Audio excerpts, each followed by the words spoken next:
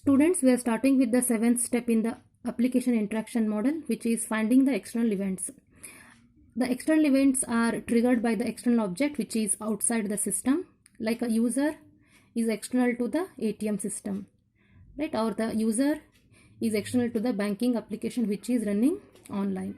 So first thing you should do in finding the external events is find all the external events. Like it can be a input by the user, like entering the password or the username, or it can be the decisions, like whether you want to do the deposit or balance inquiry. So whichever thing is coming from the external object, like inputs, the decisions, the interrupts, pressing of any button in the ATM machine, you can just press a cancel, or you may press the continue button. So the inputs, the decisions, the interrupts, or the interaction to or from the user or from any external devices are all external events. So you should find them. An event can trigger the effect for a target object. Internal computation steps should not be made as the separate events. When we enter the username or the password, internally it goes on step by step. It collects your password, it cross verifies whether the username is valid, whether the password is correct, then it does the authentication. So internal computation steps, internal steps should not be taken at the event. Transmittal of the information to an external object is an event. That is, enter password if it is an event. So the password that the user has entered, like if my password is 1011, right? So that particular information will be entered by me, who is a user, to the application object. Next is the events that have the same effect on the flow of control, even if their parameter values differ, should be grouped under the single name. So when the enter password is event, you are entering the password, either you may enter the password correctly or wrongly. If you enter it correctly, account will be okay. Otherwise it may give the error like bad account or bad password. These are the different events. So even though the parameter values differ, they have the same effect, right? So they should be grouped under a single name. Don't create one more event. The eighth step is preparing the activity diagrams for the complex use case. So when you are creating the use case, that time some of the use case may be complex. In such cases, all the alternatives can be explained in the activity diagram. So the sequence diagrams capture the dialogue interplay between the actors. So always a sequence diagram explains us how one object interacts with the another. Previously I have explained online purchase of the shares. Here if you can see, it is a sequence diagram. Here I am explaining the dialogues between the objects, like a customer and the online application. These are the dialogues, means the message which are passed between the objects. Initially customer requests for a login. When the logins are credentials are correct, a secure communication will be established. So like this, the sequence diagram explains the interplay between the actors. So it is a interplay between the actors. So what is happening between two objects here, or the actors. Now these sequence diagrams do not show us clearly the alternates. So if you look at the first dialogue exchange between the object customer and the broker system, online broker system, is the customer has started his secured connection through the login, right? So he is requesting for a secured communication through the login. Now at the background, the verification is actually going on. So in the sequence diagram, I have not explained the different alternatives that can happen with one dialogue exchange here, right, or the one interplay, because during the login the user might have made some mistakes, like entering the wrong information. Those alternatives are not seen in the sequence diagrams. So activity diagrams consolidates all the behaviors by documenting forks and the merges in the control flow. So example, the login can be explained very much clearly with different alternatives, like whenever user gives the inputs, it starts finding the user, that is authentication. And the authentication, if it is wrong, then it shows the error. Otherwise everything is fine, that is username is also correct, the password is also correct, you will be going ahead. Right? So here different alternatives, the different behaviors are explained in the activity diagram. The activity diagram uses the merges and the forks. If you look at the previous videos in which I have explained the activity modeling, in that one you will understand more better. Look here, I am using the fork here, that is after one input line I need to take 3 actions here. That is, once the execution of the order is successful, I'll do 3 concurrent activities. If you are placing the order successfully on Amazon or any other online shopping sites, so what it does, initially it sends the confirmation mail to you. Simultaneously it takes amount from you if you are doing it through the internet banking. At the same time your profile will be updated, right? So like this, the activity diagram uses the help of the forks and the merge, or you can call them as a join. So merge, it merges the different input lines and shows to the one outgoing next process, right? So the use case, if it is complex, we are taking the help of the activity diagram, and activity diagram consolidates the behavior by documenting the forks and the merges in the control flow. And the next step is organizing the actors and the use case. Now we have found out the different functionalities which are called as the use cases, and we have found out the different actors in the right. So we have found it in the initial steps who all will use directly our applications called as the actors, and we found out what they will do in the use case diagram. So once this is done, it's our next step is to organize the actors and the use cases. So we'll connect what each actor will do. Remember, actor need not be a human being, it can be another system or any device. So if you look here, consortium, which is a group of the bank or association of bank, is one object or one actor who is directly using your ATM machine. Similarly, customer is also directly using your ATM machine. Similarly, bank is connected to the ATM. They are directly interacting. So that's why they are the actors.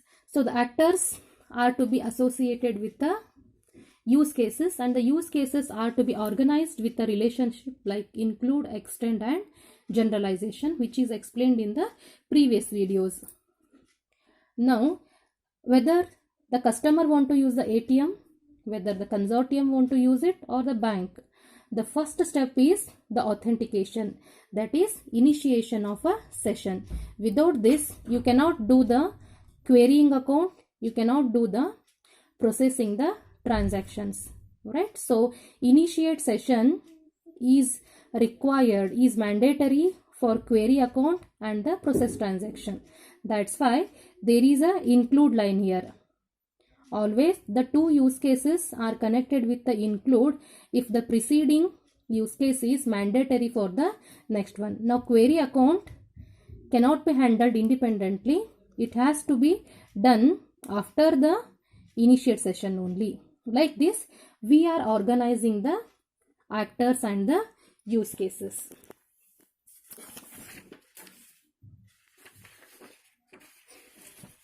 Once the sequence diagrams are actually prepared for the each event, we can understand the step by step how the objects will interact with each other. Let us see some of the events present in the ATM application. So the objects which interact in the ATM system are the users, the ATM machine itself, the bank and the consortium. So from the user side, when you want to interact with the ATM machine, the different events are like, he starts with insertion of a card, then he enters the password, then he selects the account, current or SB account. Next he selects whether to do the deposit, withdrawal, transfer the fund, or he may ask the query account like what is my current balance when I did this particular transaction, or he may enter the amount in case of the withdrawal, he take the cash from the ATM. Like this, these all are the events which are initiated by the user when interacting with the ATM. At the same time, in response to the event that is been here, the ATM has different events, like it displays the menu. When user insert the card properly, enters the password, right, it starts displaying him the menu for selecting the account or for doing the transactions. Like display menu screen is the event. Unreadable, that is the person has entered the card, it might be scratched or it might be expired, so it says unreadable card message has to be displayed. Next, in between the user thinks not to withdraw, that time he may press the cancel button, right? So cancel message has to be given to him, shown to him. Next is request for the password. The card has been inserted, the response from the ATM to the user is what? It requests for the password. Once he enters the password properly, it requests for amount if he has selected a deposit. Like this, there are different events that will happen from the ATM side to the user, like printing of the receipt, requesting for taking the card which is dispensed, and taking the cash, right? Similarly, when the ATM is performing all these tasks, it has to interact with the consortium, will work with the consortium for the verification of the customer. Otherwise, if it is a manual withdrawal from going to the bank, directly the customer or the user will interact with the bank computer.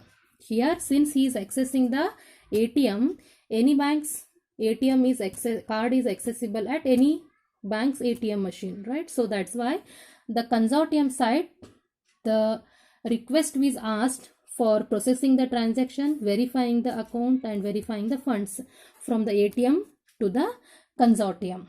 Similarly, from the consortium, ATM will receive the events like, if the transaction is successful, it says yes, transaction is successful. Otherwise, if it is failed, sends the failure message. Similarly, account says it is okay if he is a valid user. Similarly, it replies bad account, bad password, right? If he has entered a wrong username or the wrong passwords. Next, if he has asked for the withdrawal, it checks for the confirmation fund, right? He can withdraw. Okay, so this is the interaction between ATM and the consortium. Consortium at the back end, it interacts with particular bank through the bank code, right? So when a user request from the ATM has asked for verification of account of some particular customer to the consortium, consortium will forward it to the particular bank who has issued that particular card. So it says verify the card with your bank, verify the fund with your bank, process the transactions. So in turn, bank will reply to the consortium that yes, bank transaction is successful, or it confirms that sufficient fund is there for withdrawal. Right? It may say the transfer may be failed because of insufficient fund, right? Or it may say the account is okay if it is a request is for valid username and password. It says it is a bad bank account or the password is wrong. So like this, the events will take place in the ATM application. The next step is checking against the domain class. Always remember, we have done the domain analysis initially.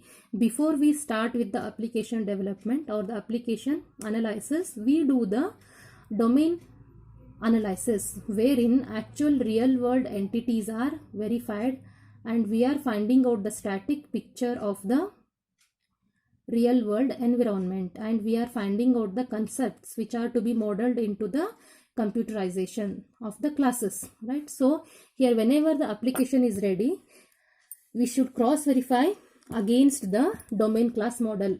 So in the actors, the use cases and the sequences will be found out, because when you want to do a banking application has to be computerized, you have visited a real bank, right? So in that one, you have found out that directly I cannot do the withdrawal.